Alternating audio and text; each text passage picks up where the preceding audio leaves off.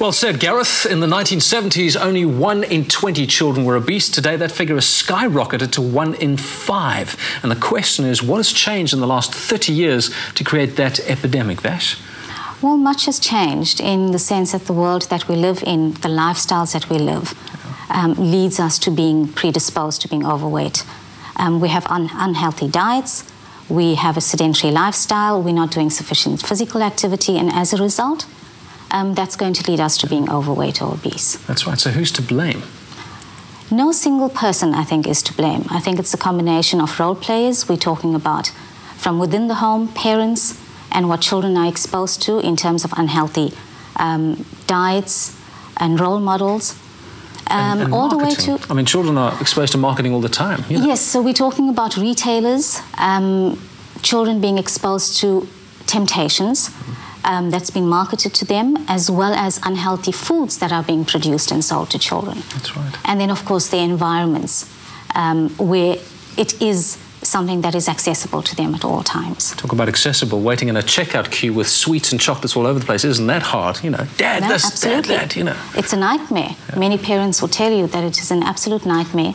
And it's quite traumatic for both the parent and the child to be in that queue and for a parent to say no, knowing that it is unhealthy. But of course, the temptation is there. Sure. So let's step back for a moment. How do I know that my child is obese or overweight? What are the signs? You know, how do we measure that? Well, you have to take into consideration the child's height, weight, and then, of course, you have children who are slightly what one would call chubby. But ultimately, baby fat, yes, okay. Absolutely. But ultimately, one needs to have that checked out. So a nurse in a clinic or a doctor who does the measurements would be able to plot that on a graph and tell you how your child stands relative to other children. Okay. What if my kids don't want to eat the healthy options? I mean, this battle to finish your food, is that a battle we need to take on, or should we just ignore it? Take on the battle for the reason that you need to instill good eating habits early on in life. It's easier to develop good habits from a young age versus trying to break bad habits at an older age. Yes, so right. I think we all know about that. So yes, try and instill it early on. Let's look at the dangers of obesity when it comes to heart health and health in general. What's so bad about being a fat child? You can see atherosclerotic changes within an artery from the age of 2 if a child is exposed to unhealthy diets and an unhealthy lifestyle. So that starts developing from the age of 2. And when you're an adult, you're obviously at higher risk for developing heart disease, having a heart attack, having a stroke, being diabetic as well, which predisposes you to heart disease and stroke as well. Michelle Obama has initiated a worldwide initiative to bring down obesity, in fact for the US, not worldwide, from 20% to 5% by 2030. Yes. I mean, that's serious. Should we be taking it that seriously too? Absolutely. It is an epidemic. In fact, the authorities are calling it the next tsunami. This falls in the category of what we call chronic diseases or diseases of lifestyle.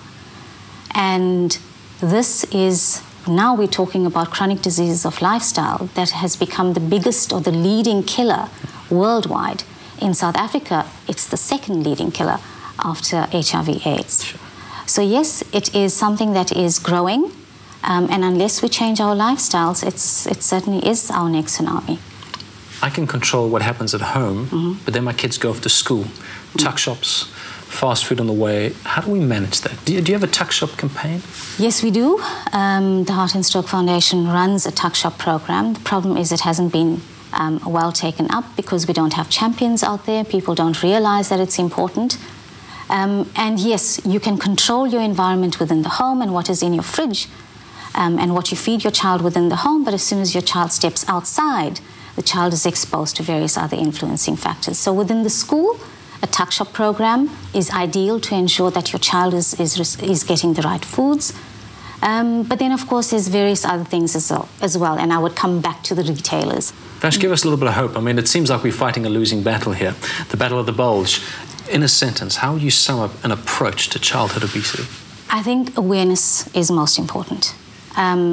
One needs to be aware of the problem. One needs to acknowledge that if you do have a problem, perception is a huge thing where a number of people actually say, I'm not fat or I'm not overweight. So be aware, get rid of the negative perceptions about this, and treat this as an issue that is a medical condition.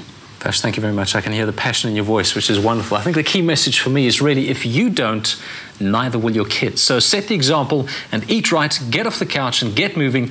Be a role model, not a roly-poly one. Hello, doctor.